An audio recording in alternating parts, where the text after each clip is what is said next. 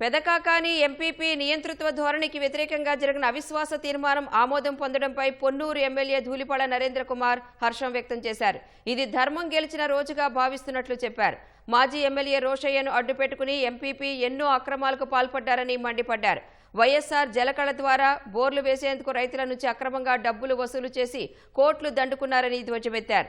YCP హయాంలో ఎంతో మందిని బెదిరించి భూములను అక్రమంగా తన అనుయాయులకు కట్టబెట్టారని ఆరోపించారు. పెదకాకాని ఎంపీపీ పదవిని యాదవులకు కేటాయించనున్నట్లు ధూళిపాళ స్పష్టం చేశారు. తనకున్న పరపతిని అధికారాన్ని ఉపయోగించి ఆనాడున్న శాసనసభ్యుడితో కలిసి ప్రభుత్వ పథకాలు అమల్లో అవినీతికి పాల్పడటం జరిగింది. జలకళకు సంబంధించిన బోర్లు వేసే కాంట్రాక్ట్ని తీసుకొని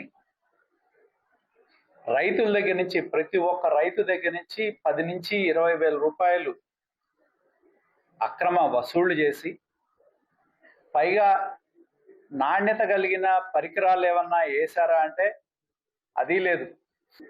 ప్రభుత్వంలో ఒక జీవో రాగానే అన్ని పార్టీలని బెదిరించి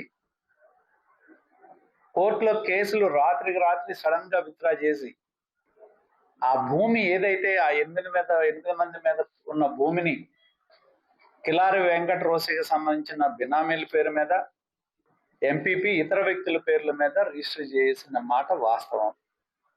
ఇది అధికార దుర్వినియోగం కాదా? అదేవిధంగా మండల పరిషత్ కానీ ప్రభుత్వ నిధుల నుంచి వచ్చిన గ్రాంట్లు ఏవైతే ఉన్నాయో వాటిని ఎవరన్నా కట్టడానికి ముందుకు వస్తే వాళ్ళకిచ్చి వాళ్ళ దగ్గర నుంచి కమిషన్ వసూలు చేసిన మాట వాస్తవం కదా?